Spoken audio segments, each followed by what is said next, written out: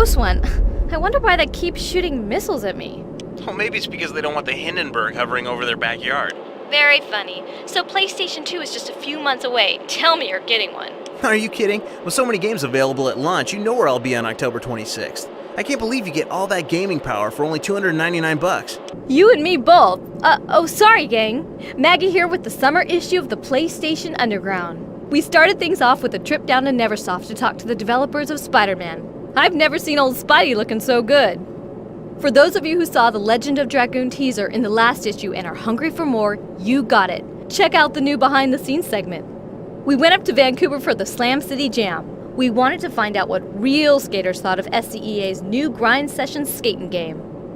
Then it was back down to E3, where Malcolm in the Middle's Frankie Muniz kept one step ahead of security to report on the PlayStation 2. Check it out!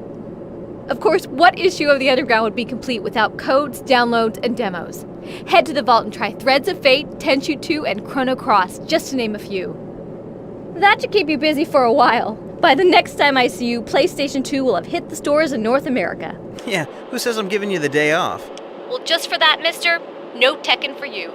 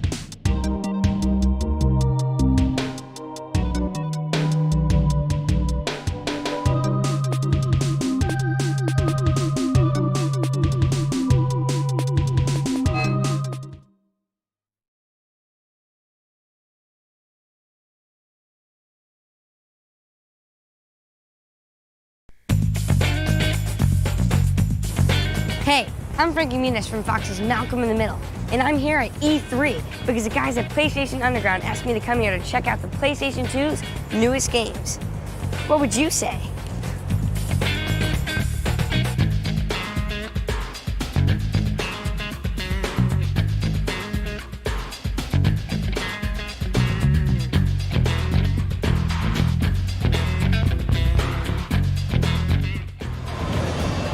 Oh, yeah! Someone tell my mom I'm going to be late for dinner, okay? Yeah.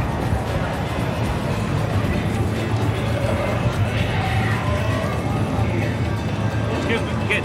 You can't be in here. But I'm Frankie Muniz. I'm working for PlayStation Underground. You might know me from a hit TV show, Malcolm in the Middle. Yeah, right. Look, Freddy. Frankie. Right, kid.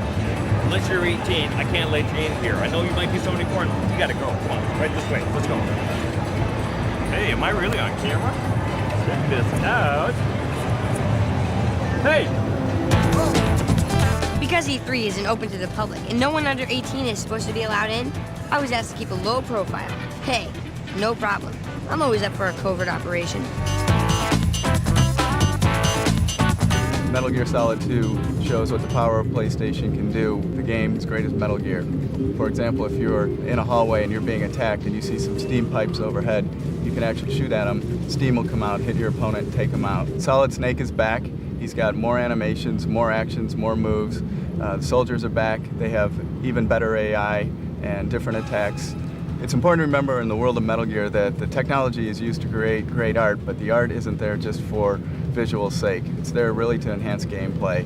For example, if you see a shadow on the floor, that's a clue that your enemy might be approaching. You can shoot out the lights, your opponent will then be at a disadvantage, and you can use your infrared glasses to see him. It's all part of the strategy to create an immersive and completely realistic world in which you feel the heat, you feel the humidity, the tension, the suspense building. It's a completely immersive and realistic world. Metal Gear 2 Sons of Liberty for PlayStation 2 will be out in fall of 2001 from Konami. Oddworld Inhabitants have made some amazing graphics. Let's take a look.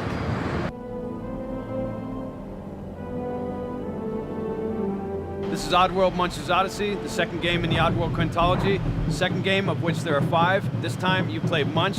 He's the last of his kind. He's an endangered species. His whole mission is about bringing his race back from the brink of extinction. And where's he at? He's in a medical testing facility. So you got to break him out. You got to help him regain his race. Along the way, you're going to meet Abe. You're going to play him in a full world that combines action, adventure, role-playing strategy, simulation, all seamlessly gene-spliced into one gaming experience. So this is Oddworld Munch's Odyssey, and it'll be coming to you on the PlayStation 2 this winter. This next game is teaching me how to use a sword.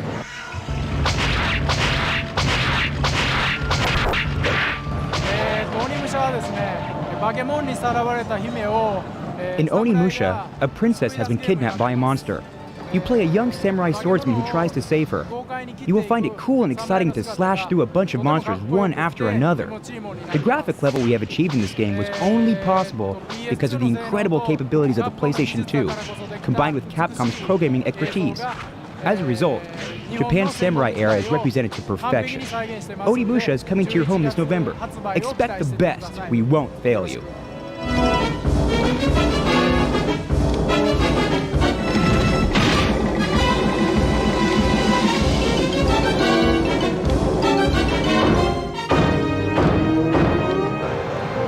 I wish I had robots like this to take on my big brother. Armored Core 2 for the PlayStation 2 from Software. Much awaited sequel to the Armored Core series. There's 200 unique items so you can customize your mechs. There's 49-step ladder for single player. There's 35 new single player missions. It's got 3 new types of items. There's a radiator for overheat, and there's a super boost for accelerated movement. There's interior and exterior weapons, which allow for different kinds of targeting. It's gonna be out 4th quarter. Everybody keep your eyes out for it, because it's gonna be great.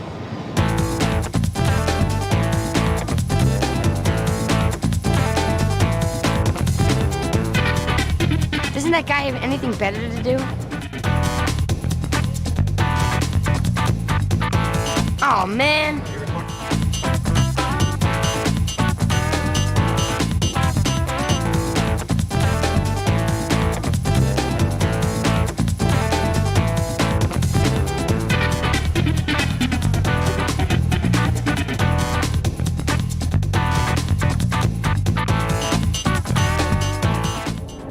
What if you could do magic? But what if you couldn't control it?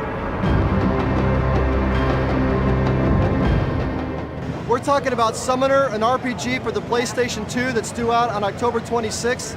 It's a story about a man named Joseph who has the ability to summon demons. As a young man, he summoned a demon that got out of control and destroyed his hometown. The story follows Joseph as he learns to control his ability. As he moves through the different levels of Summoner, he picks up many different friends, and they learn more about the land, about his summoning ability, and about how Joseph can bring this ability under control. They also learn about how he can save his continent from being destroyed by an evil emperor who seeks to destroy Joseph.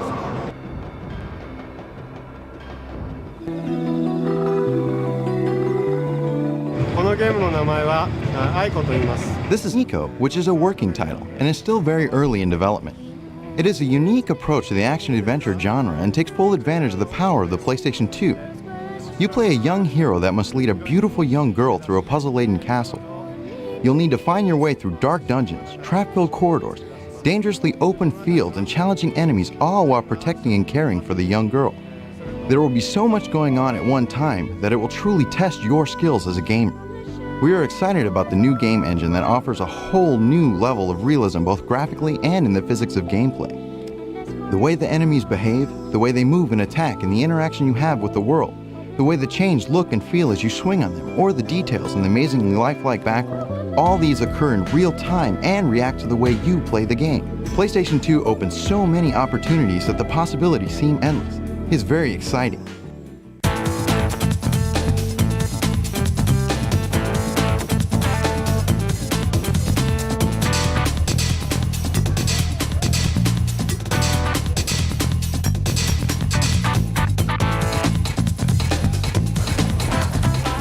Well, that pretty much does it for me. Pretty cool PlayStation 2 games, huh? It stinks though. I have to wait till October 26th to actually play them.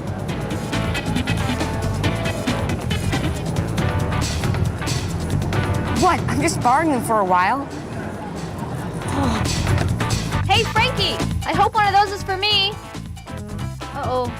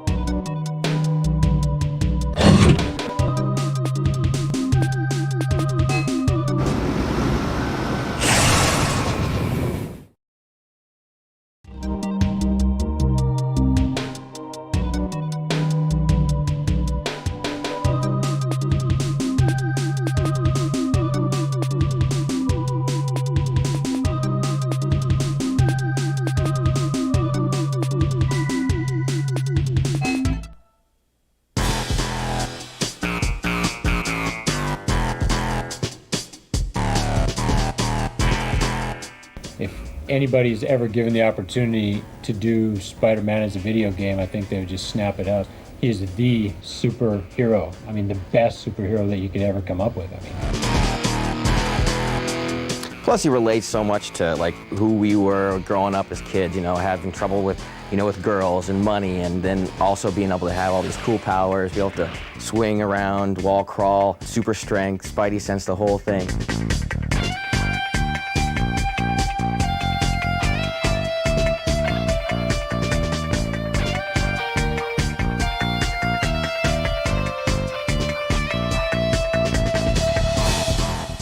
We knew going in that it was going to be one of the most difficult games you could possibly try to do. The guy can go anywhere. And then the day we got it working, it was one of the happiest days of my life, I know that. Is that the bank ahead? Yes, but be careful, Spider.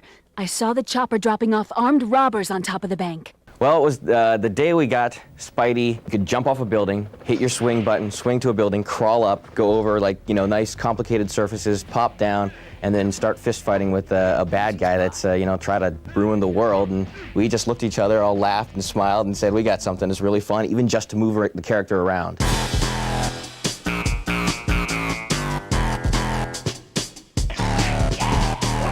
I think the biggest aha was getting Spidey to like swing from building to building and have it be fun. Because we started with a lot of different steps, and it almost started off as a Spider-Man simulator at one point. So I want to shoot my web up there, and then that'd make me, I think, swing in there. And like, no, that's not fun. Finally, like, no, what you want to do is be able to jump off a building, hit your button, swing to the next building. Stay right where you are, Spider-Man. If you were Spider-Man, you don't think about where you're going to have to stick your web so that you can swing to the next building. You guys won't let up! And as people get better and better at playing the game, they learn that they can actually hit the R2 button, swing towards a building, turn in the air to kind of release themselves from going straight to that building and just keep going. That was close.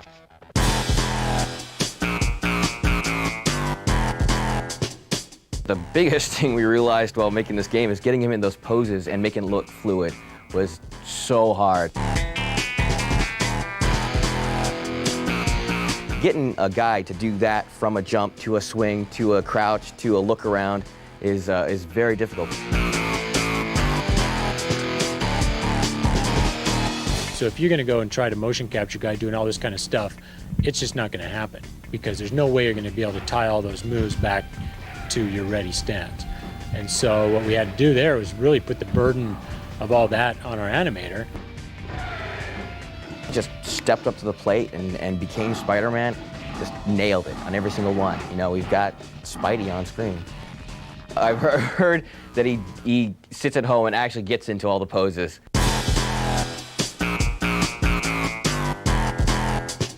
Chad's he totally kept us in line with making sure that everything was right for all the, what you call core Spider-Man fans that are out there.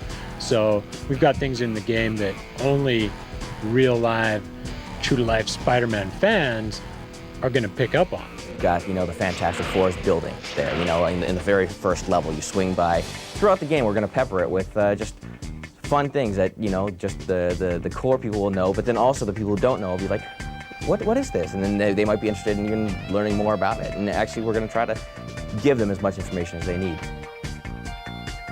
Leave them alone, Chuckles. Butt out, Webhead. Spider-Man! I asked for the police, and I get this? The cutscenes are essentially the driving force of the game. Your reward for getting through this level is to get to that next cutscene and see how the story is going to unfold. New York City Police Department, proceed and desist at once. Lay down your arms and prepare to... We've really stuck to the book on almost every single thing, and we've tried to make it the, perfect Spider-Man game. He does the right web stuff, he has the right attitude, he has the right quips that he makes. I'm sorry, guys. Am I late for the party?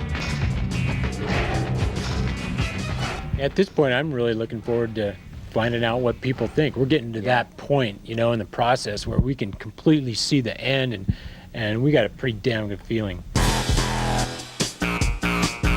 Testing a video game is a difficult thing to do, but we've learned a lot, over the years. For example, like on the Tony Hawk game, we've got the professional skaters coming in, helping us with the game, testing it, giving us advice. So on Spider-Man, you know, it's kind of like the same thing. Spidey, I got the new rev for you. Thanks, Chad. I'll have that bug report for you as soon as possible. Oh, and Spidey, could you use maybe the front door next time? Yeah, no problem.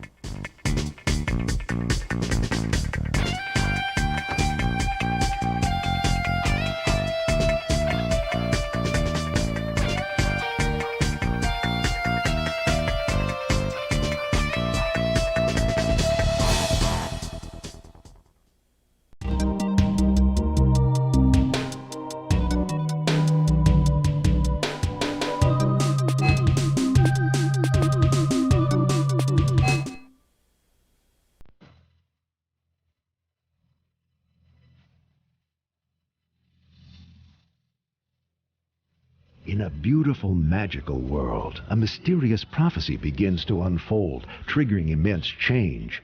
It may bring peace and happiness for all, or the darkest evil imaginable.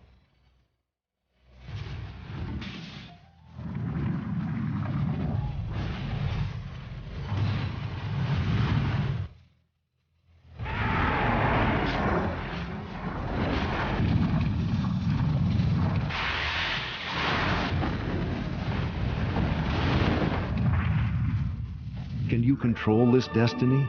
Others are already rushing to control it and you. They've plundered the village you grew up in, killed your parents, and kidnapped your childhood friend. Your only possible answer is a 10,000-year-old legend that unveils the secrets of harnessing the savage power and soul of a dragon and transforming you into a supernatural warrior known as a dragoon. Thus begins the legend of Dragoon, a sweeping new epic journey of mystery, romance, and magical combat. 3 years in the making, spanning 4 PlayStation CDs. We've only scratched the surface of this deep game, says DailyRadar.com, but what we've seen tells us that Sony has a surefire RPG hit on its hands. Says PS Extreme Magazine, the legend of Dragoon is destined to become a PlayStation classic. Forget any others. The Legend of Dragoon redefines the meaning of role-playing adventures.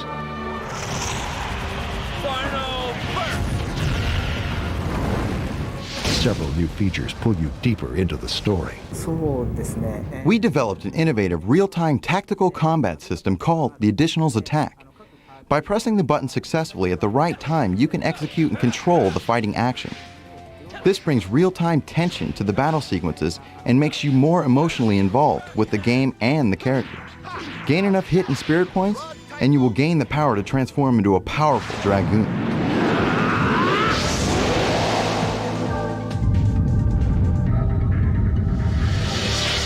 The gameplay in Legend of Dragoon is really unique. The ability to turn into a Dragoon, it adds almost like a second character to each character. Full armor, wings, bigger weapons, spells. It's really cool.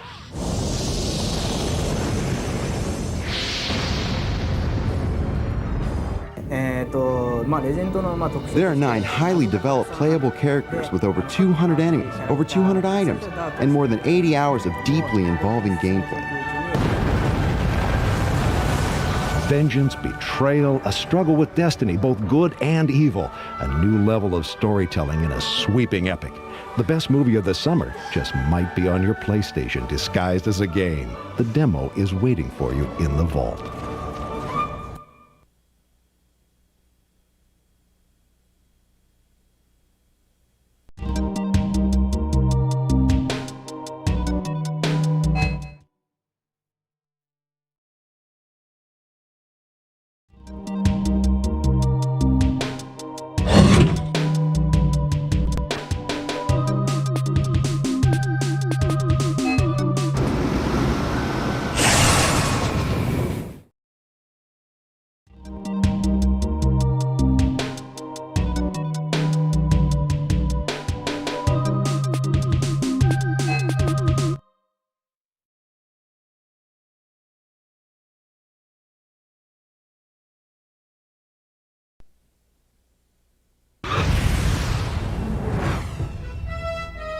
Hi, this is Star Trek Invasion. It's the first Star Trek game for the PlayStation. It's coming out later this summer. The game is a space adventure, and in the game you play a commander of a new ship that we've designed called the Valkyrie. You fly with your squad mates to help defend the Klingons from their arch enemies, the Herc. We have over 20 missions, many of which are unlocked by performing exceptionally well in the other missions. The game has over 20 weapons, from photon torpedoes, phasers, galactic mines, all the way through trilithium phasers. The game also features Patrick Stewart and Michael Dorn from the TV show and the movies, as well as featuring a whole new storyline that we created just for the game. We also have, for the first time, multiplayer action, so you can go up with your friends on the same screen against each other or with each other to help defend the Federation.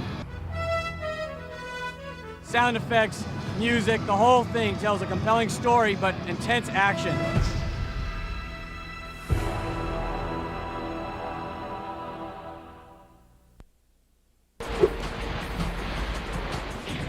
In Spyro Year of the Dragon, we have done more with variety and gameplay than we've done in any of our previous games.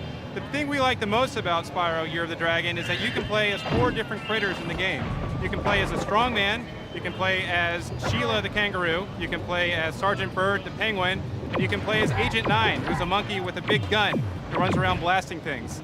Each of these critters has their own set of moves, they have their own stories, they live in their own worlds, and they help Spyro in his quest to bring the dragon eggs back to the dragon worlds.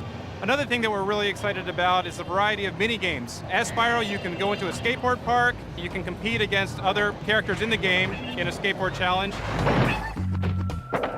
You can get into a boxing match, you can do a sub-chase. The variety is almost endless, and so this year we believe that we've really increased the variety just 100-fold. Spyro Year of the Dragon. Look for it this holiday season. Behind me is Dave Mirra Freestyle BMX, published by Acclaim Entertainment, the first BMX game ever developed on the PlayStation console. Dave Mirra, Roy Nyquist, Ken Harkin, Lee Ramsdale, Mike Laird, we got tons of them. They're the best riders in the industry. One of the coolest things about this game is you can literally make your own tricks. You can make tricks, big air tricks, and take modifier tricks and make all new ones, making thousands of combinations. It's the biggest thing ever in a video game. Coming out fall, Acclaim Entertainment.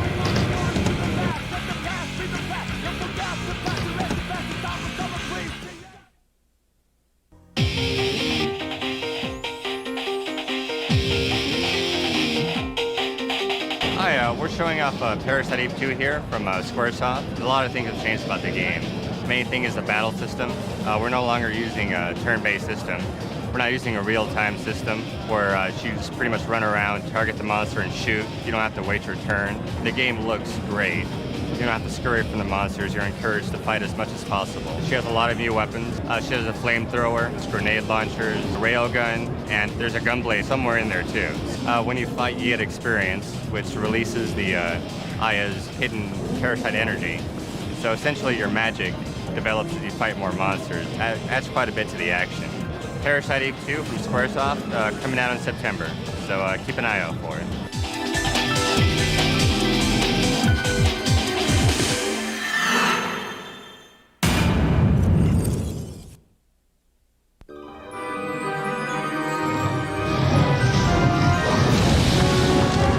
This game is called Vagrant Story. It's coming out May 16th for the Sony PlayStation.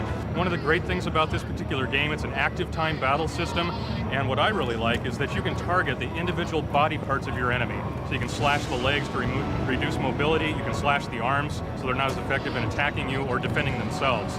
It's a huge mage-type dungeon. It takes about 40 hours to get through. And finally, my favorite part of this game is the chain reaction events. What I mean by that is as you strike an enemy, by your timing, you can actually keep hitting them for more and more chain effects, all the way up to my personal best is 40 chains in a row, so you can easily wipe out an enemy. It's a great game. Be sure that you check it out.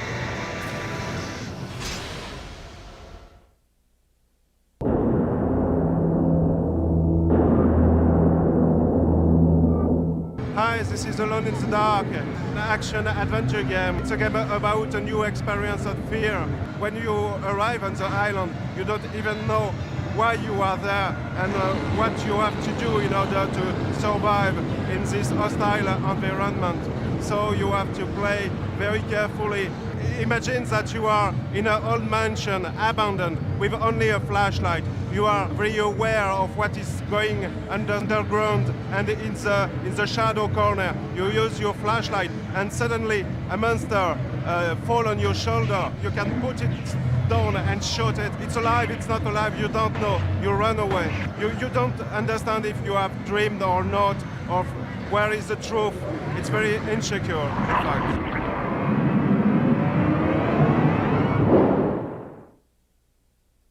This is the Jurassic way of welcoming guests, not exactly the red carpet treatment.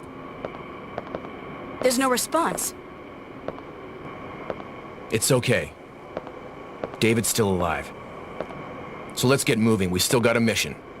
Dino Crisis 2 is one of our features titles this year. It features all of the action that you've loved about the Dino series, but it's added a lot more. Basically, when you run through the game, you play as Regina or Dylan. Dylan is sort of this new, rough, tough guy. The name's Dylan. Call me that when you need some help, okay? And Regina is, of course, from the original Dino, who uses her cunning stealth and weapons expertise to defeat the evil predators.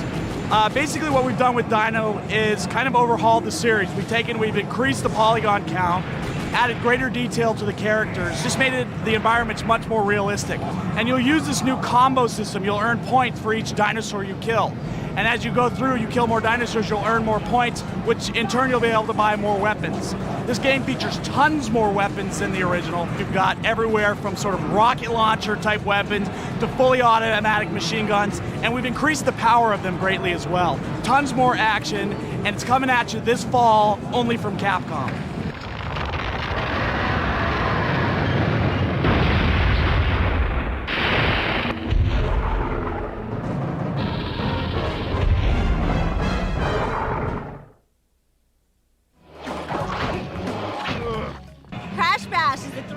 Arena-based battle game where you can pick Crash or any of his 8 friends or enemies. You can play last man standing type combat games. You can pick up crates and throw them at each other. You can play with up to 4 of your friends with the multi-tap. You can sit on polar bears, you can sit on pogo sticks and catch as many blocks and colors as you can. It's a fun game, unlike any other Crash game that you've seen before, and it's coming out this holiday. Hello gamers, I'm right here at the Atari booth hopping next to Frogger 2, an all new game and all new experience. We've got an incredible new enemy for you, Swampy the Crocodile, and if you want to play as a girl frog, you can hang with Lily Frog. She's pink, she's hot, she's girl power. It's all about new levels, new enemies, and all new worlds to explore. So come check it out, we'll be out in September, and it'll be ready for you. Have a great time with Frogger 2. Welcome to the wonderful world of Simpsons Wrestling.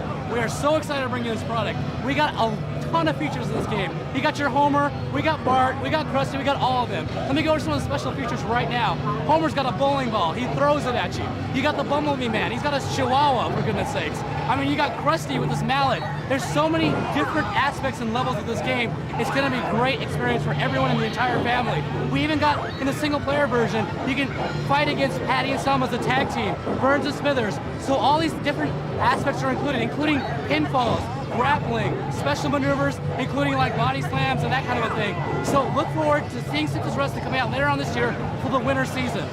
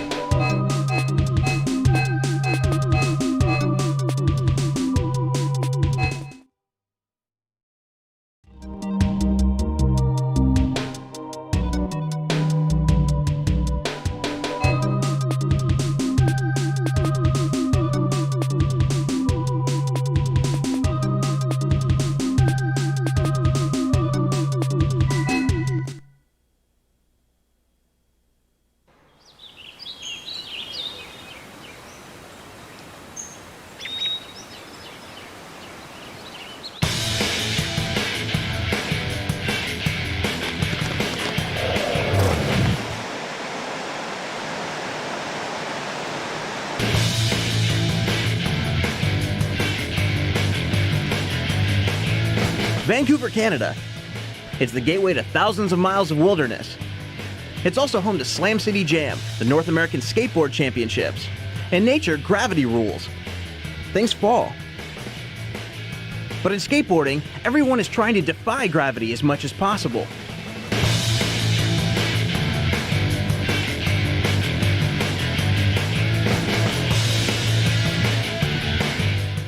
But try to fight it, and eventually it will break you down.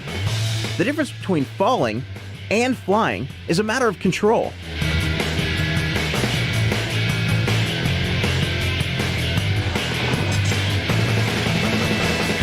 This year at Slam City Jam, there was a new way to defy gravity. PlayStation kiosks were set up to introduce a new game called Grind Session. Grind Session is an awesome game. It's one of the best I've played so far in skateboarding. The levels are great. Lots of detail. I just pulled off this 360 and real nice grab on it, and I just didn't think I would land it, but it pulled it through at the end, so it was just awesome. You don't have to worry about the pain of having a wipeout. The game can really drive you to be a better skater. You can get on fire in that game when you get a lot of tricks, and I was just smoking it. Not only was Grind Session at Slam City Jam, but Slam City Jam is in Grind Session. You can skate the championship course for yourself. One of the people checking out Grind Session was Ed Templeton, who's one of the 6 pros featured in the game along with 4 amateur skaters. It was fun working with a game developer, working on the different tricks, and to make sure it was a quality game. And those guys really did a good job on making that really realistic. I've been skating for 15 years. It's hard to explain why I keep doing it. It's just a love thing. You just get up every morning and go, what can I do today? Oh, I guess I'm going to go skate. And it's totally fun. It's the best thing you can ever do is to make a living out of the thing that you enjoy the most.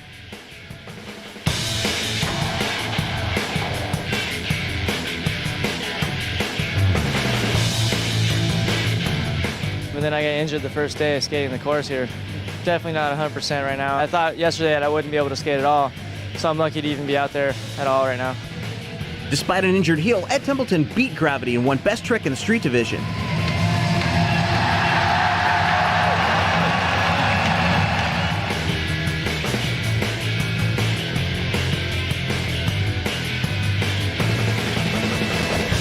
It's all mental. I wish I had known that a little earlier, of course. A lot of the scariest tricks are actually pretty easy. It's just in your head that it's scary. And then lately I've learned to just try it and take the slam if it happens.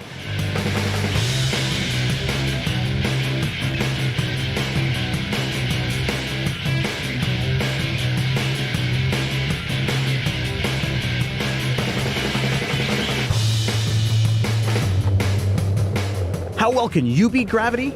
There's an easy way to find out. The Grind Session demo is waiting in the vault, and the next Vans skateboard event begins September 12th. For more details, check out www.vans.com.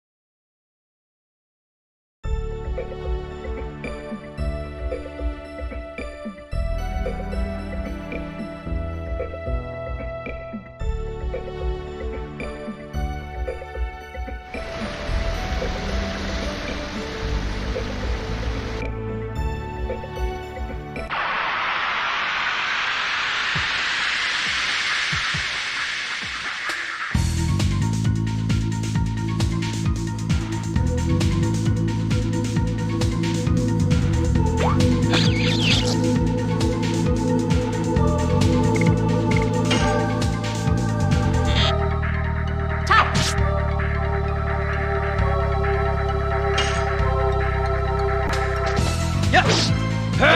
Double lash!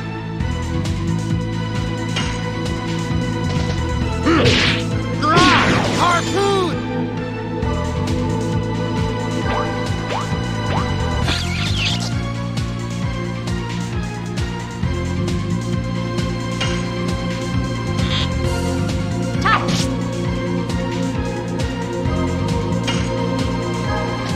Yes! Double lash!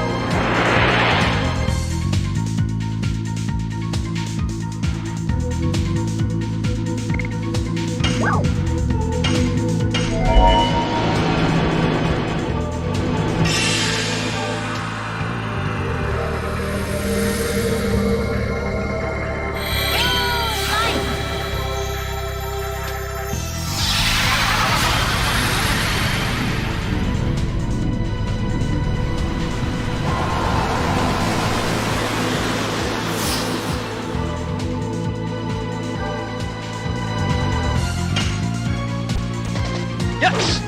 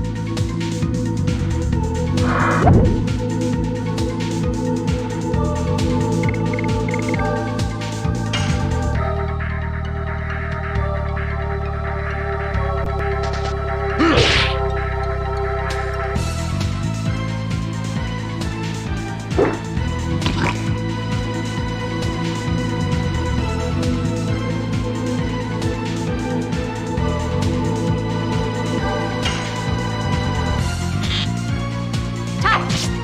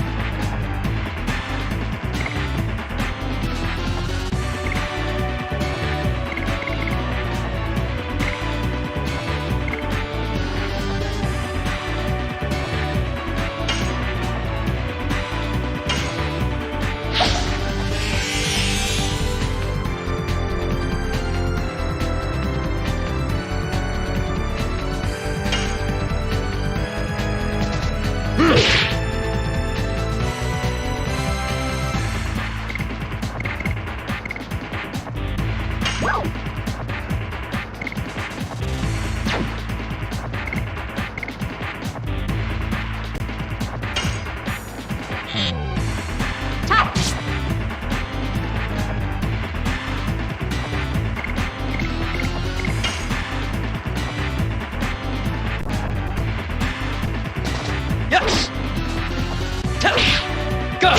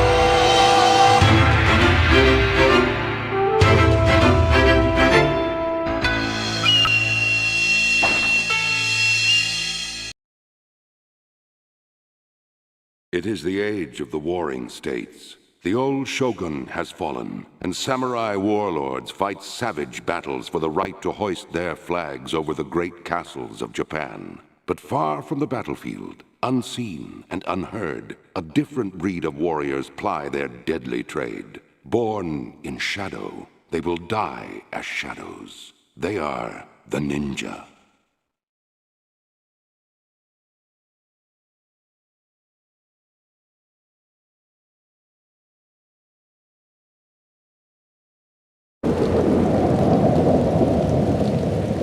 Toda, your time is at hand.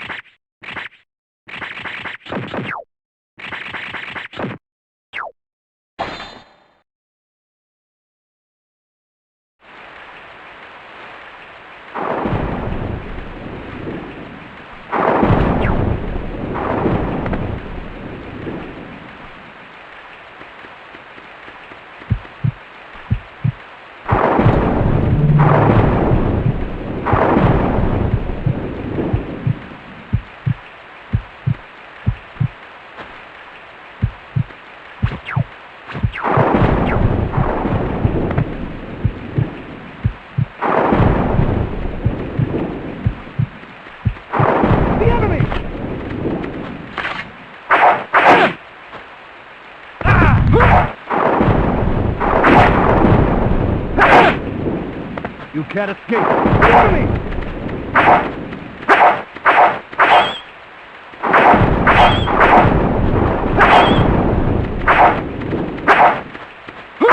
can't escape.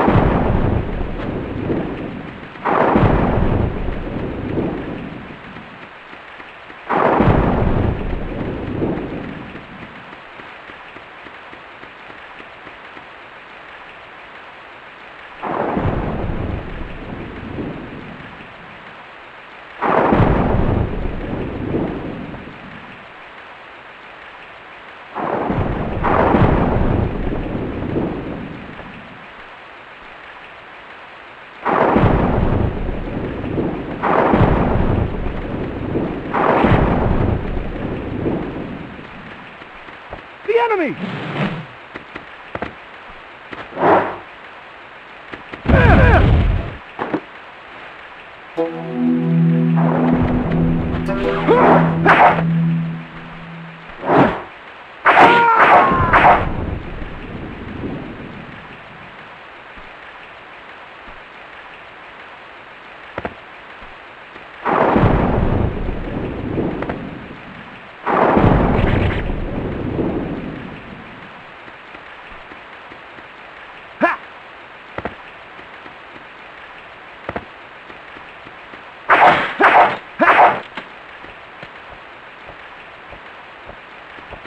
The enemy!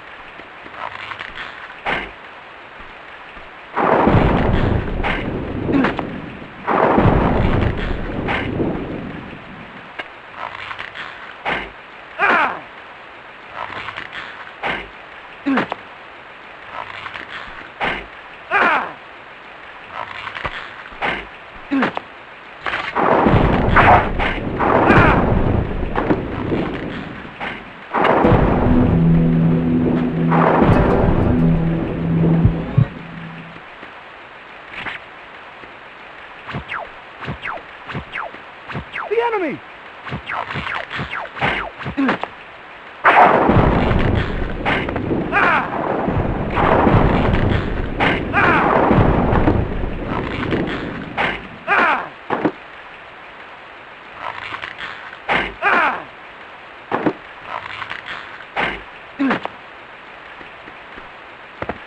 The enemy!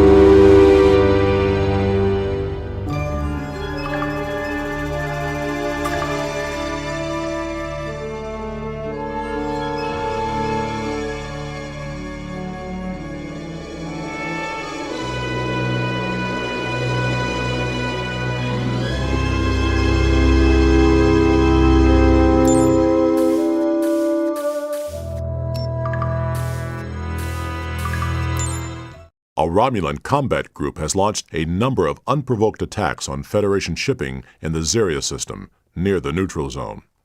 A patrol force of 10 Valkyries will be dispatched to investigate. Each of you will fly in a 2-ship formation and report any contact with Romulan vessels immediately.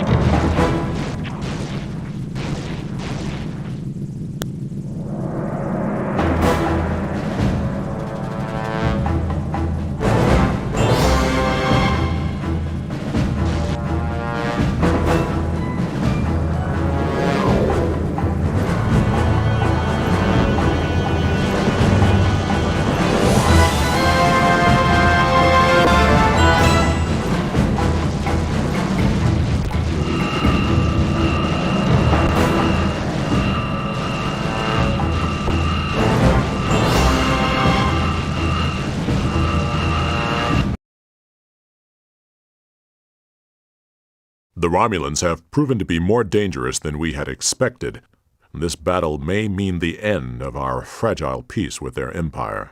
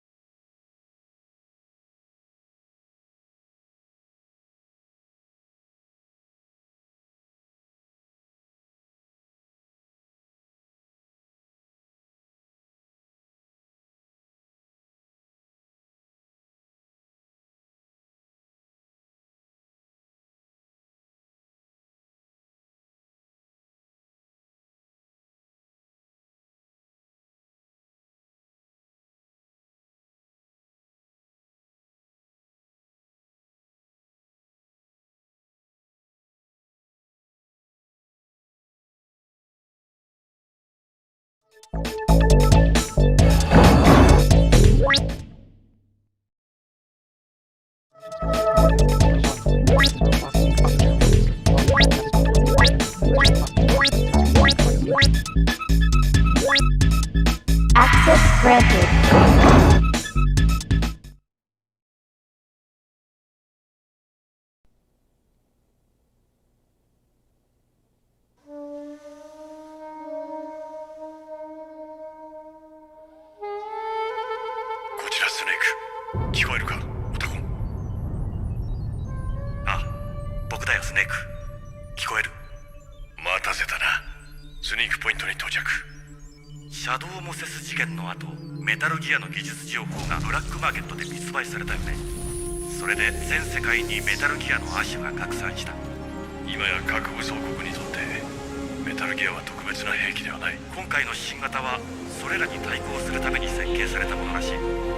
俺たちは新型メタルギアが極秘裏に輸送されるという情報を掴んだ。今思えば疑うべきだった。シャラシャーシカたちが降下した。これから私も戦争内へ向かう。そっちはどうだ？情報は制御室、通信、機械室を含め全て乗っ取るつもりか？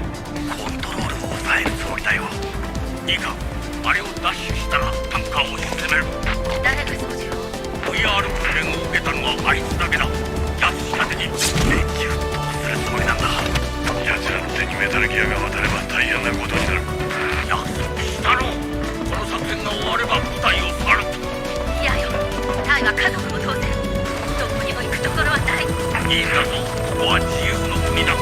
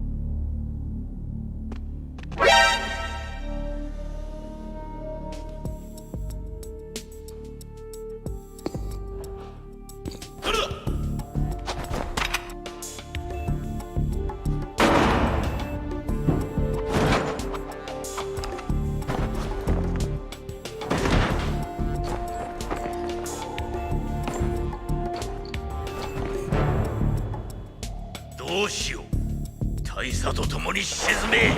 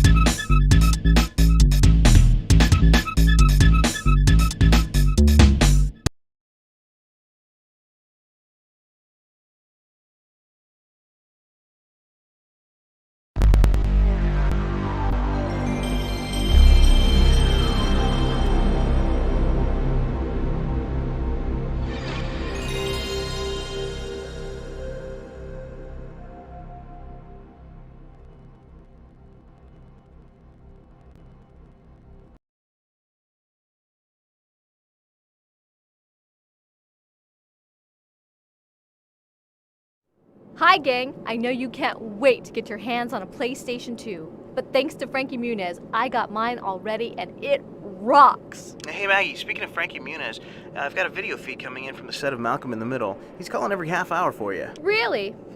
Put him on. Hey Freddie, Frankie, how's your PlayStation 2? Yeah, haha, very funny. You know what I want. Huh? Games. I was in such a hurry to leave the E3 convention, I forgot to grab games. Oh, you mean like these? You're gonna share, right? Hold on a sec. Okay, gang, here's what's packed into this issue. we set up an exclusive interview with Hideo Kojima, director of Metal Gear Solid 2, to get the 411 on this incredible sequel.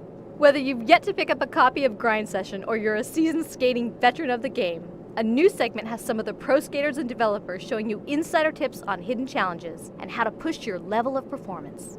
I'm not the only one around here sporting a hot new look. Check out the PS1, the newest addition to the hardware lineup. But what about the PlayStation 2 games? Glad you asked. We went out to the Hard Rock Rock Fest in Chicago with our newly renovated PlayStation 2 truck. See what the fans had to say about this incredible gaming system. And since our PlayStation 2 roundup went over so well in the last issue, we put another one in this issue, so you can see the latest footage in action. Maggie, you're not going to give me into those PlayStation 2 games, are you? Nope.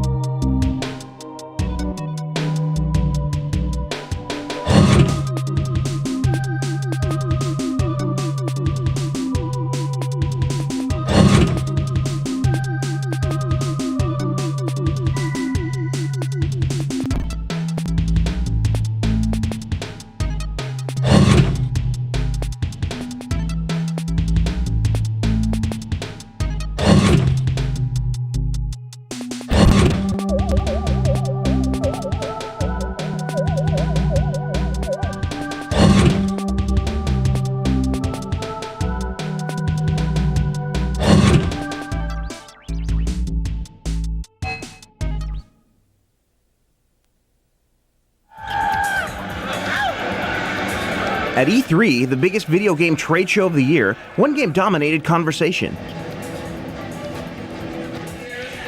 Every hour, huge crowds gathered to watch the preview of Metal Gear Solid 2: Sons of Liberty. 1 minute, Metal Gear Solid 2.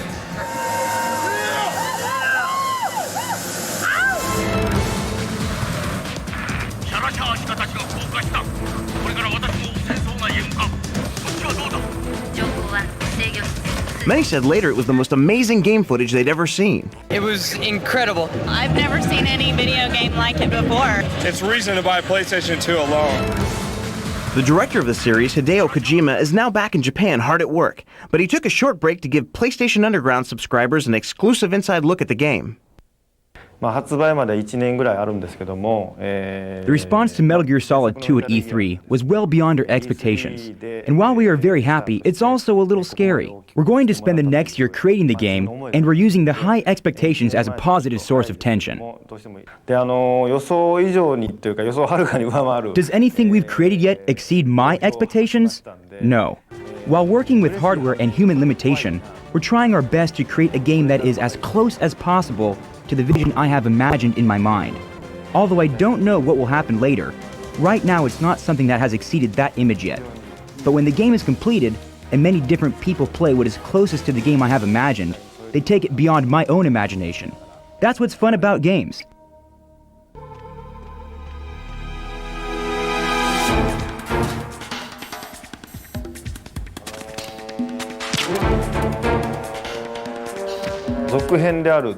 What's our biggest challenge?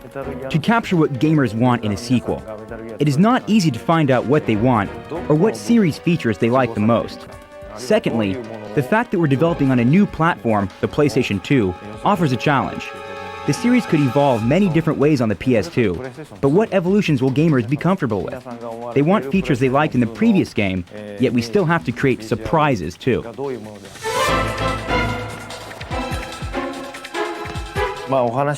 We've been working with the military advisor, Motasada Mori. He's given us advice on how to use and carry different weapons, and he contributed to improving the game's enemy AI. He was valuable in teaching us troop formation, especially clearing. We practiced this formation ourselves, and that helped us put it into the game realistically.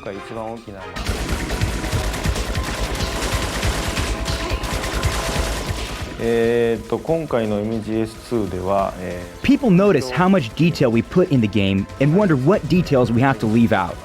My main goal is to create atmosphere. Therefore, human figures, including both Snake and the enemies, are rather simplified. Also, low-priority background objects are simplified. The calculating power saved there will be allocated to factors like rain splatters, wind, and headbands that help create atmosphere.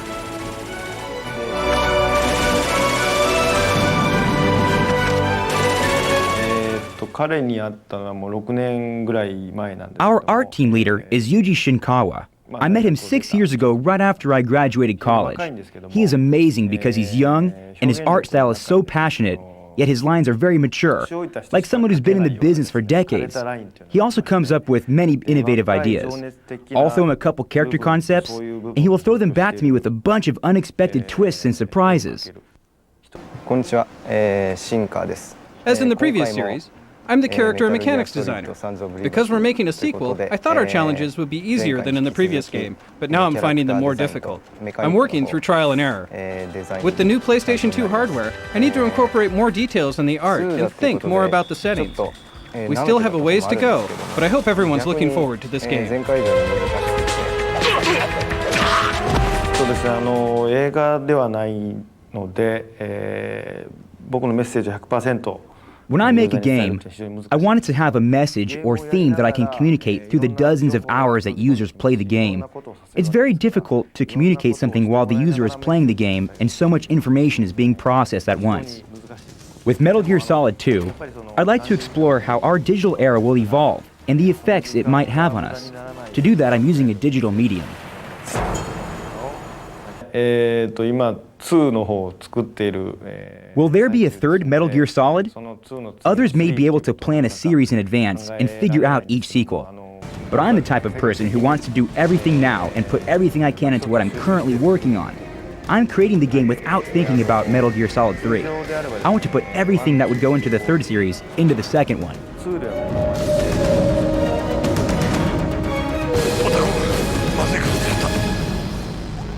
久しぶりだな、兄弟。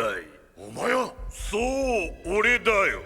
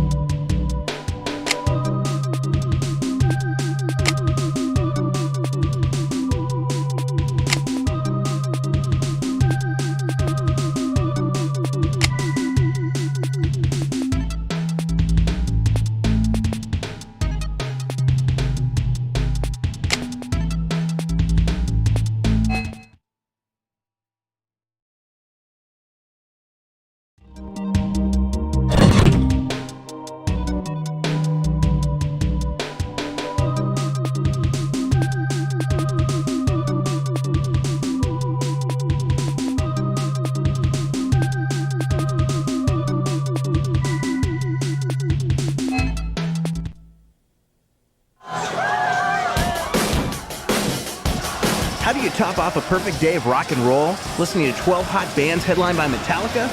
What if the day included a chance to be one of the first gamers in North America to try out the PlayStation 2? That's what happened at the Hard Rock Cafe Rockfest on July 22nd near Chicago.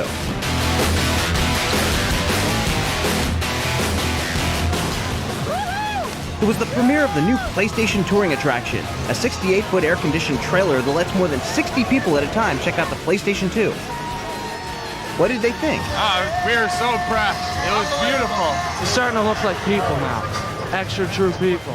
About as realistic as you're gonna get. Racing games were fast. They looked a lot better. The backgrounds are a lot clearer and everything. The sound is awesome. It beats anything that's come out. I mean, I started playing games back with Pong and Activision, so I've seen the changes and it's great. I want a PlayStation 2 now! You see this truck anywhere you go and you follow that truck. As soon as it comes out, I'm down. How gripping were the games? The guy in the background couldn't be distracted. Throughout the day, the truck attracted all kinds of people.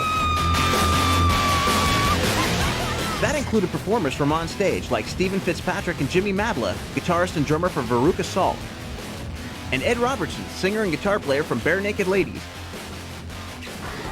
What did they think of PlayStation 2? Awesome. I cannot wait to get one. Felt great. The games look amazing. The demos look great. It's the ultimate gaming machine. When do musicians get to play? Video games are a good merger with rock and roll lifestyle because we spend so much time on a tour bus. Fortunately, we have a television and PlayStation system that we enjoy routinely. It eats up hours, and it just flies when you got the controllers in your hand. What's been their longest PlayStation marathon? I went home for Christmas a couple of years ago when Final Fantasy VII, I believe it was, came out, and I logged about 40, 50 hours in the week I was home. My mother's never forgiven me. You know what, probably the most intense binge of all is like racing game binges with some of the crew guys on the bus, like Gran Turismo 8-hour stretches. GT2000. Yeah, GT2000. That's pretty much going to do it for me. I love the underground. From rock stars to rock fans, demand for the PlayStation 2 is huge. What's a good strategy for getting yours? We asked around. The day it comes out. We're just going to get up early, go to the store, and get it. I want a PlayStation 2 now!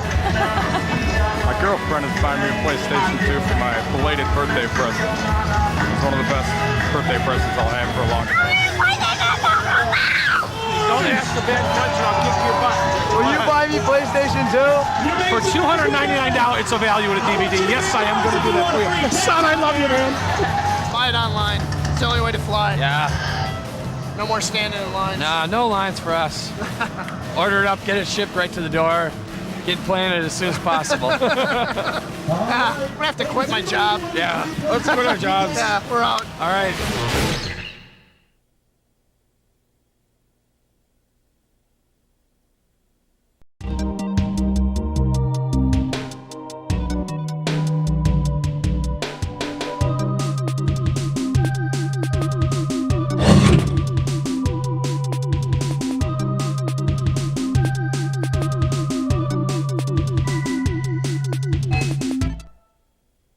You can start doing things and start making your own things. It's like, you know, your first time cooking or something, seeing if you can make some chocolate chip cookies out of Play-Doh, you know?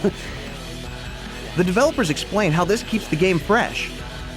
It was really cool working on this game for over a year and a half and still being able to have fun with it. And the way that it's still fun for me is linking certain moves together. For example, so if you have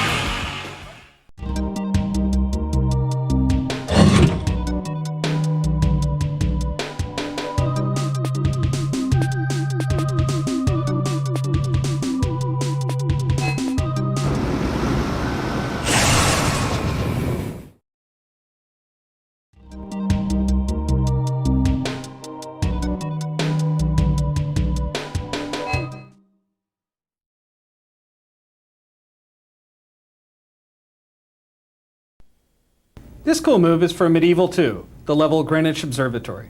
I'm going to show you how to solve a puzzle just inside the docks area.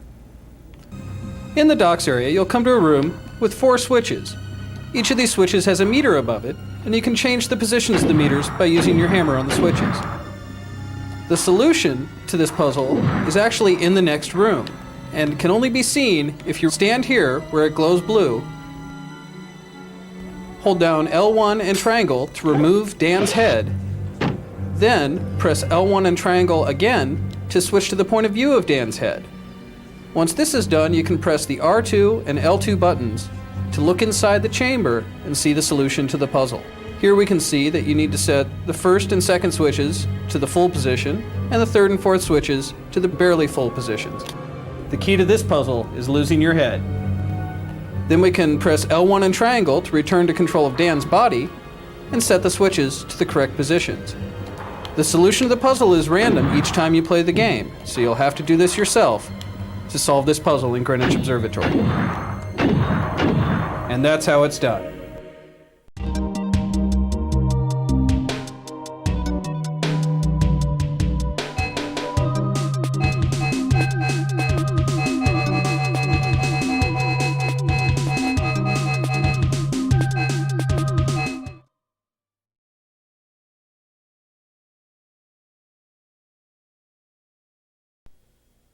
Perhaps one of the hardest puzzles in Wild Arms 2 is the Rising Pillar puzzle in the Holst Ruin Mines. The object here is to place a bomb on all 4 pillars so they rise at the same time. This puzzle can be a little tricky. Let me show you how it's done. Start off by placing a bomb on this pillar right here and quickly running to the next pillar. Repeat this process on all 4 pillars, making sure there's a bomb placed on all 4 of them.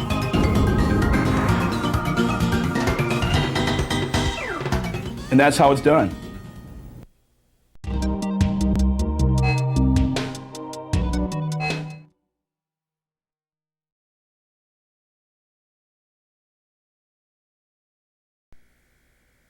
In the racing game Speed Punks, there's a really cool shortcut you can use to beat Cosworth in the Cosworth Challenge. Check it out.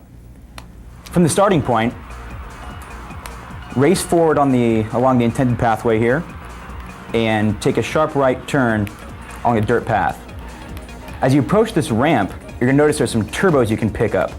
Once you grab them, press R2, jump to this ledge here, and into this waterfall. This is totally opposite the way Cosworth is going, but that's great because you're actually cutting across half the track. Once you exit the little secret area, you'll be right back on the track, right in front of the finish line. There you go. Try it yourself.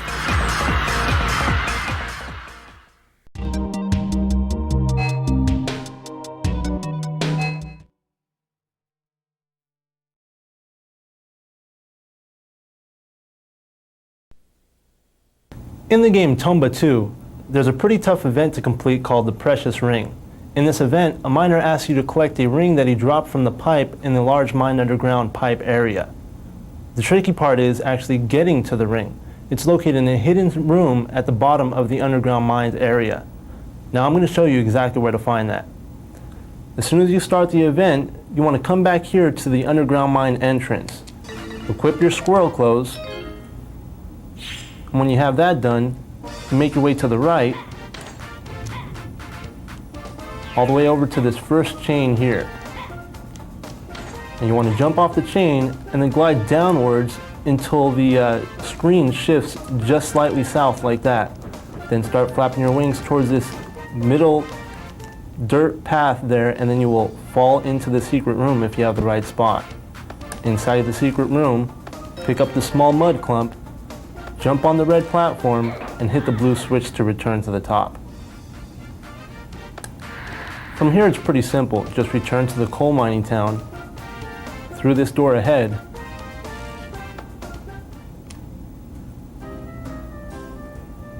And when you arrive on the other side, you're going to follow the path, go up the 2 flights of stairs here, and enter the underground machine room. Once inside, walk over to the washing machine and use a small mud clump from your inventory. Place it into the washing machine, and after this sequence right here,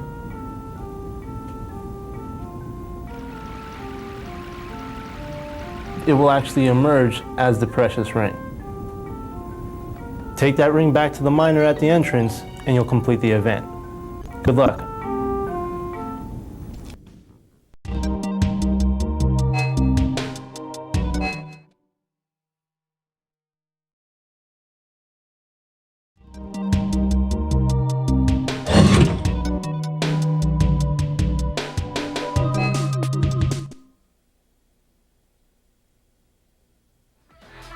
That's in 1 out of every 4 US homes with over 70 million units sold worldwide.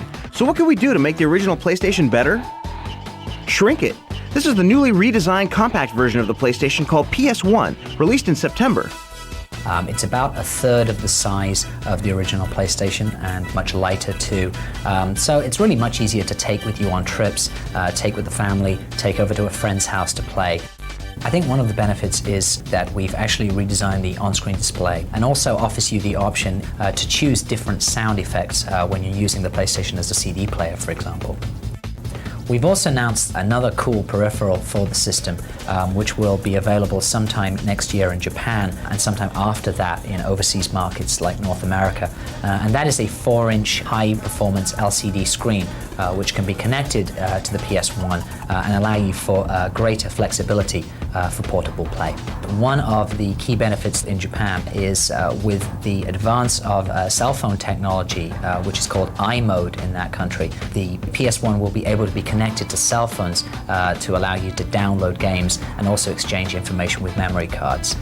We hope obviously to explore possibilities of connectivity for mobile communications in this market eventually too. The PS1 obviously will be positioning for a younger market, for an entry-level gamer who perhaps is new to the world of video gaming, whereas as everyone knows, the PS2 offers a much broader range of computer entertainment. We're really pleased because you really have for the first time kind of end-to-end solution to cater for all sorts of gamer in the same household. Plug your PS1 in anywhere. It's now easier to take your favorite games with you. The world of PlayStation keeps on changing, and we'll keep you on top of the new opportunities.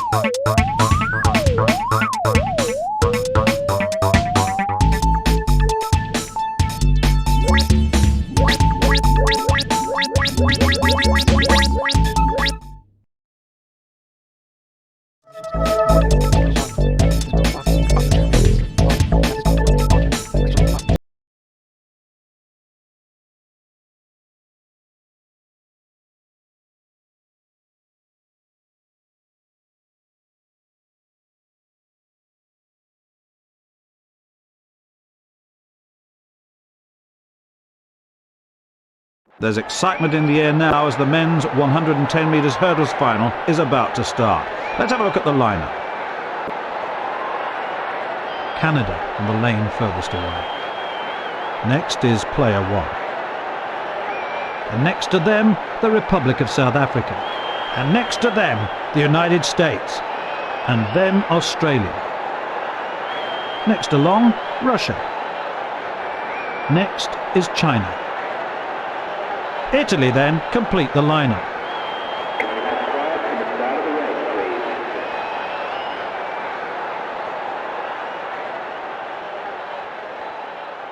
Take your mark. This should be very interesting, Stuart. The crowd quiet, anticipating the outcome.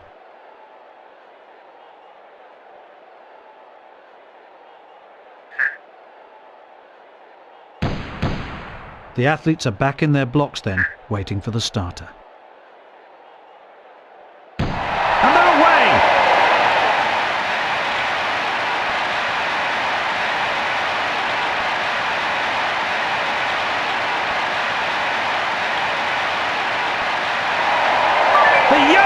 second from Austin powers his way to victory. A fantastic time, a new world record.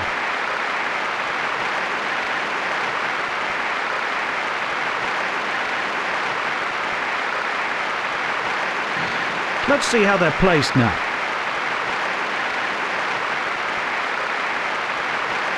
Well, let's have a look at the replay. That was a very poor start from lane 2. They certainly need to do better than that, really. Who has that little bit extra?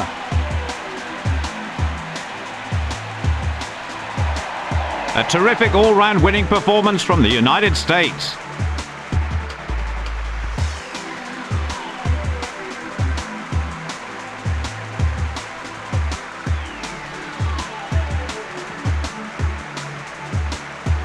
Let's see that again. That was such a good start for lane 5. Lane 3 is going well, no hurdles down so far. I think the USA will be very pleased with that display.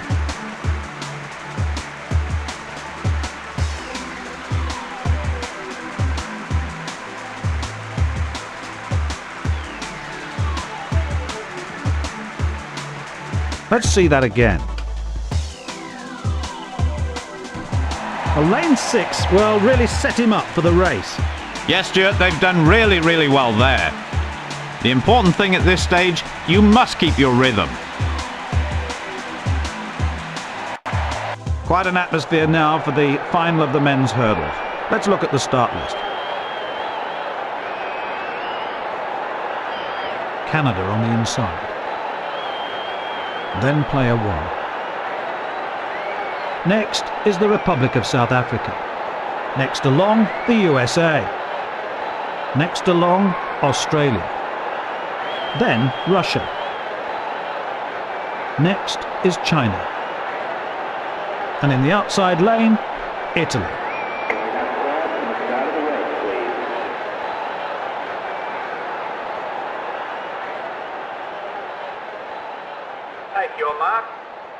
The athletes step up to their blocks. The last look, the last mental preparation. The crowd quiet, anticipating the outcome.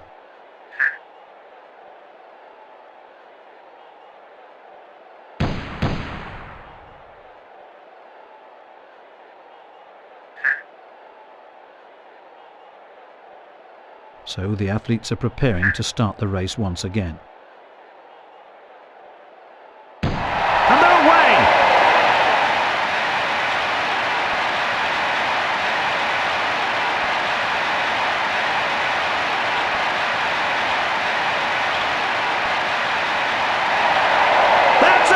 For Canada. He must have been going for a fast time today. He still finished with a dip for the line.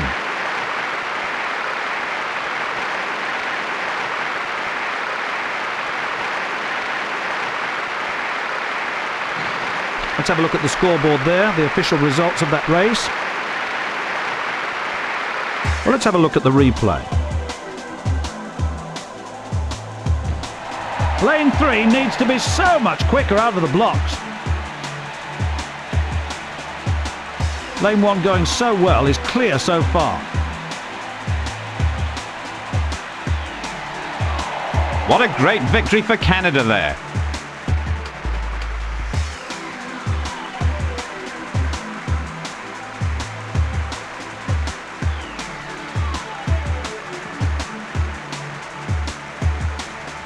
Here's the replay of that action.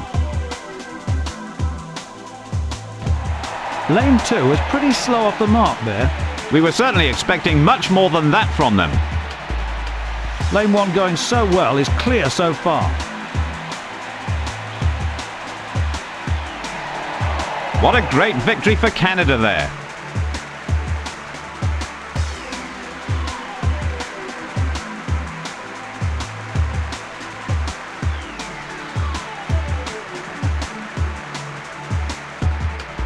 Let's see that again. What a superb start from lane 1. Well, certainly I think they're going to be very pleased with that. Well, lane 1 clearly going well at the halfway stage. Canada must be pleased with that display.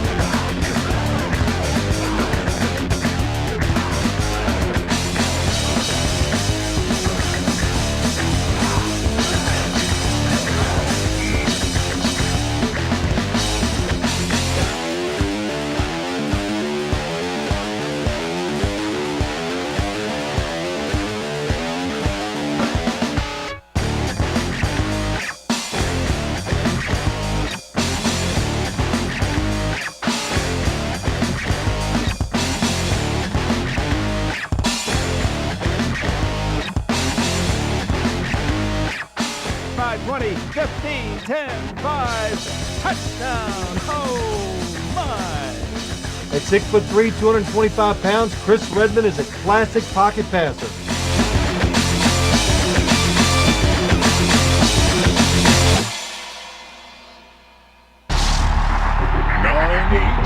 Sports.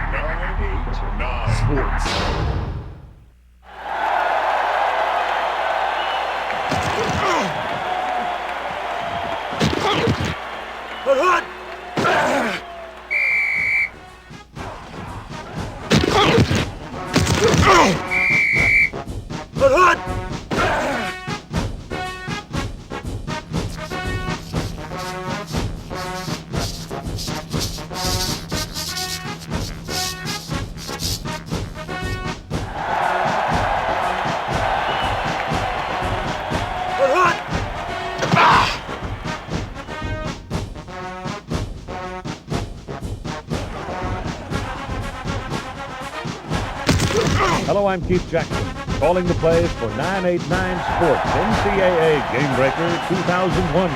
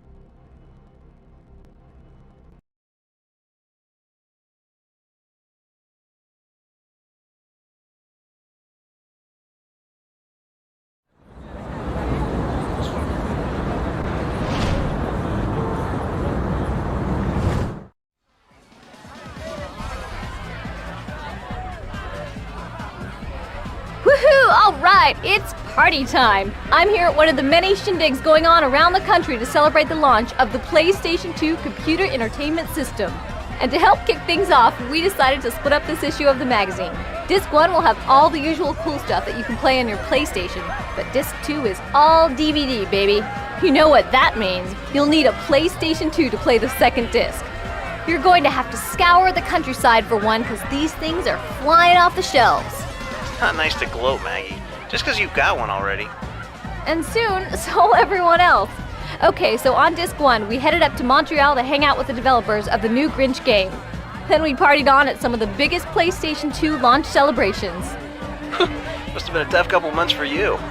Hey now, I can only deal with one Grinch per disc. Yeah, very funny. So, do you want to check out our first PlayStation 2 DVD disc? Well, it's about time. See you on Disc 2.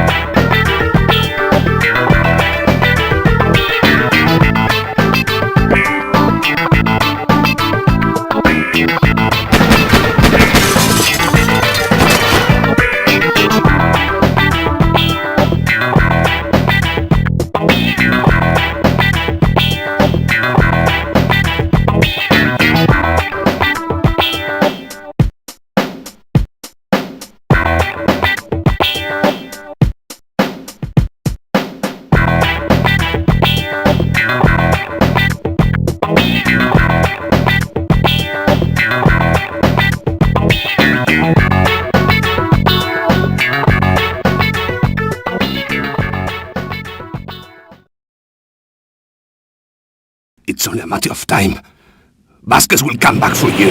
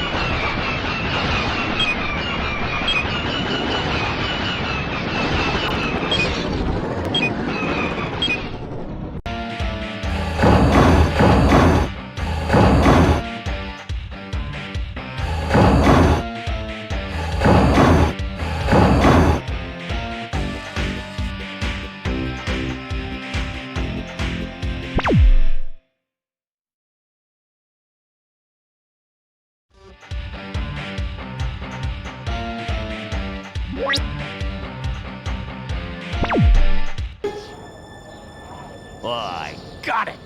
I have a great idea. This year, the Who's will pay. It's beginning to look a lot like holiday time. We thought you'd like a special treat, a story all in rhyme. Today we'll give you a backstage look, an update of that classic book. You've heard about the movie New. Now The Grinch is a video game too. Universal approached us in summer '99 with concept The Grinch, which was a video game based on a movie to be released in November 2000. But I think The Grinch is a great character because it allowed us to reverse the perspective that a gamer has usually, which is be a good guy. In The Grinch, you are a bad guy that can't stand love. We tried as much as we could to mimic what Jim Carrey would do in the movie. And so basically what we did is we brought that back and then we used that as a reference for the animation for The Grinch. It would seem to be a cinch that all would know about the Grinch. Alas, it is not true. They were French-Canadian and hadn't a clue. At first it was like, who is the Grinch? I didn't really know. So we got the actual cartoon that was made, and through the internet, looking at references, books, these were really the references we had for the Grinch. If I knew him before, he would be probably one of my idols because the Grinch, he's so funny. Everybody has a little bit of the Grinch inside.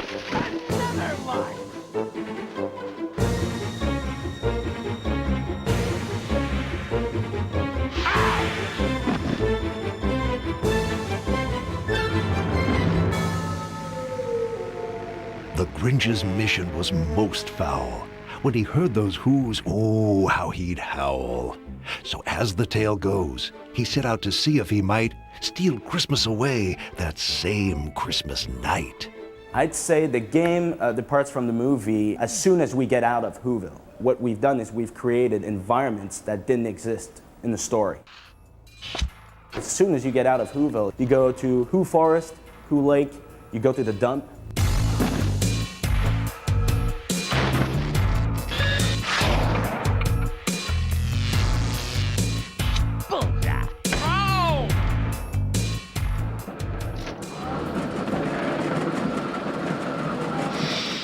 In order to keep joy from the Who's, the Grinch stops at nothing to make certain they lose. What kind of tricks and what kind of toys will this Grinch use to scare Who girls and Who boys?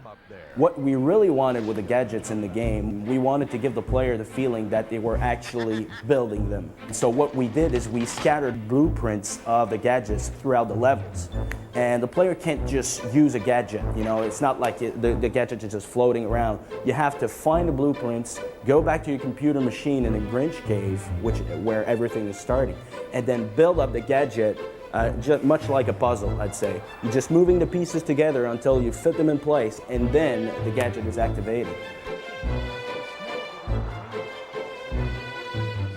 I'd say for me, one of the best, I think, is the rotten egg shooter.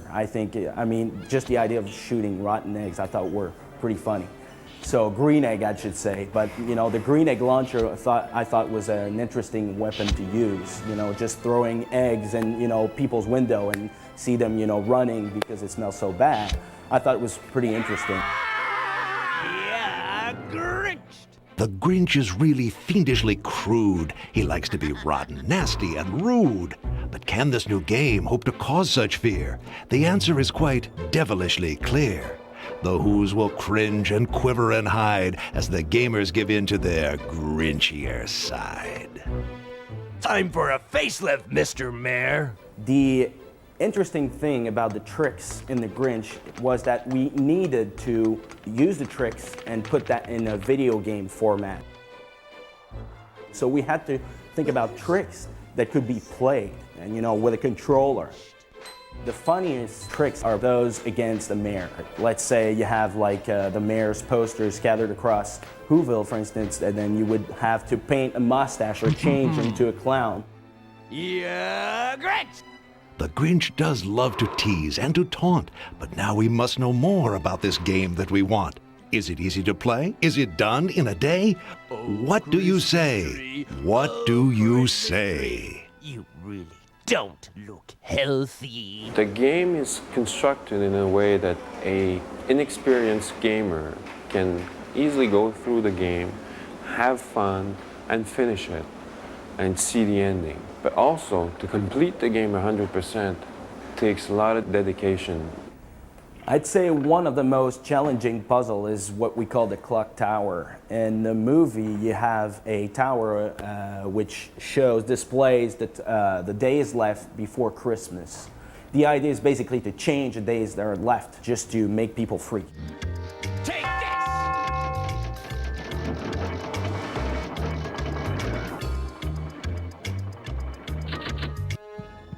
We now bid adieu to our inventive team. Our excitement can barely stay in at the seam. To you gamers we wish with all of our might, happy holidays to all, and to all, a Grinchy night.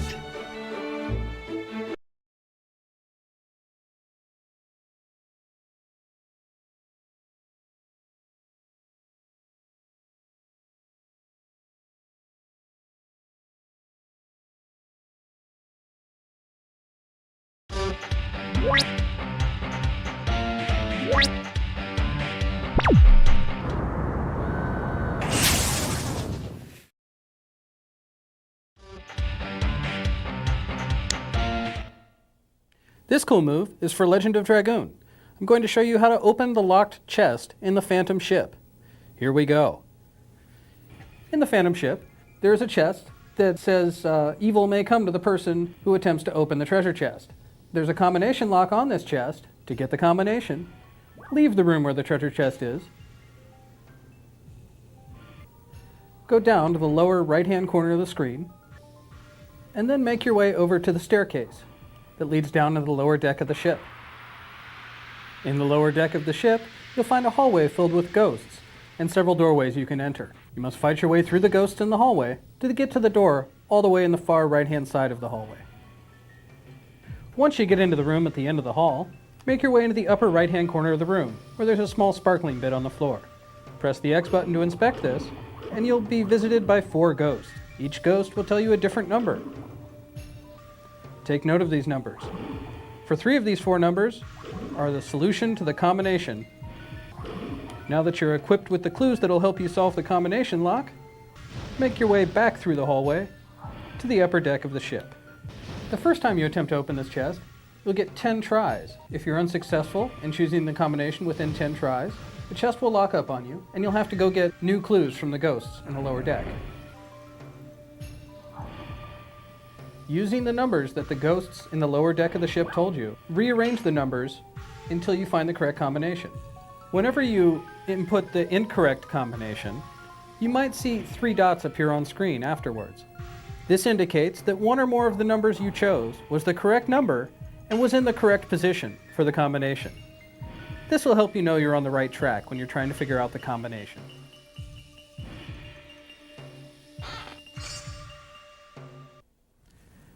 And that's how to open the combination chest inside the Phantom ship on Legend of Dragoon. You can repeat this up to 6 times, but each time you do, the chest will reset, which means you'll have to go below decks and get new clues from the ghosts.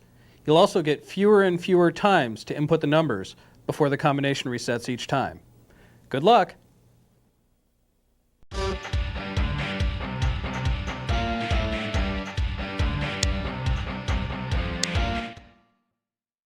Welcome to another exciting edition of Cool Moves. This week we'll look into Spyro, Year of the Dragon. I'm going to show you how to get on top of the temple in Frozen Altars. Make your way from the beginning of the level, up this staircase, and around this corner, where you'll come to a ledge you can glide from.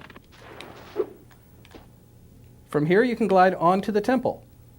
Just line yourself up on this corner, with the corner of the temple in view, then charge over the edge, jump, glide, and flutter at the end to get on top of the temple wall. From here, you can make your way to the top of the temple, or you can glide to another egg, and that's how it's done.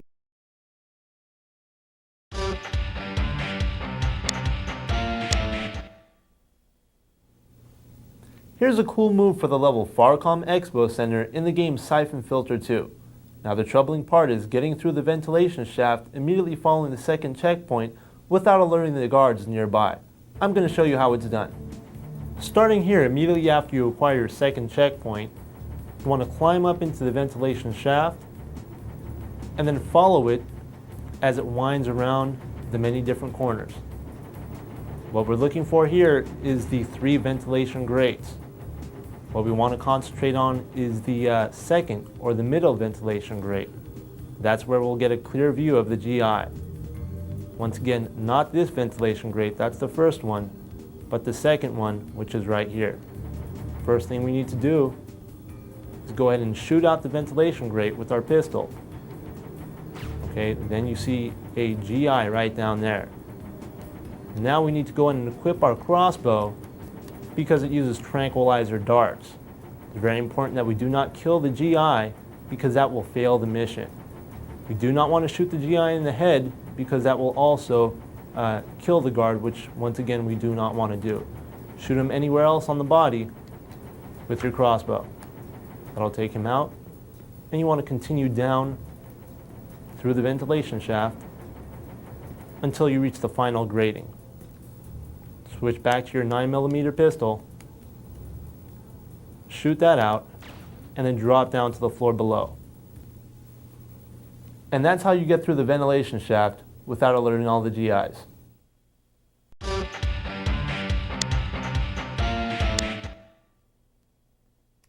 Here's a cool move to get off the rooftop in the New York slums level for Siphon Filter 2. What you want to do here is come up onto this fan. Make sure you select a powerful weapon with enough ammo. You have a couple of guards up here that you're going to want to take out.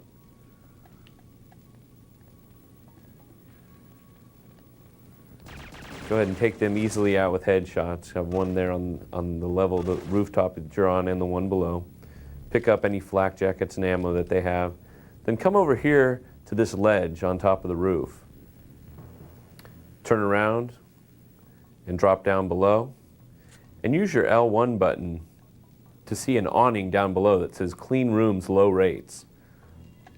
Drop down to that area there, and this will get you down into the street area in the New York slums level, so you can go ahead and continue on. And that's how it's done.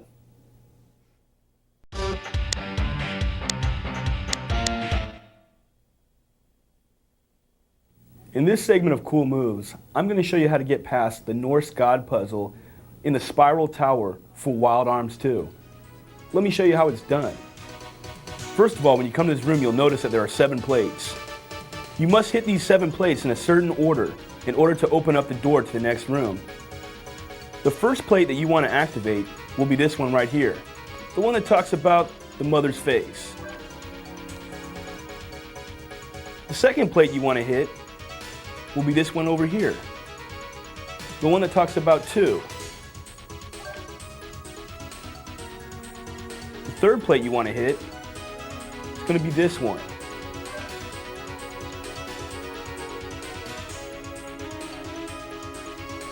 Here's where you're going to want to press the 4th plate.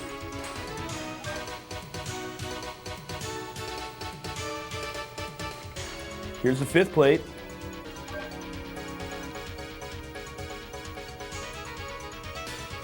The 6th plate. And lastly, the 7th plate. And as you can see, that will open up the door. And that's how it's done.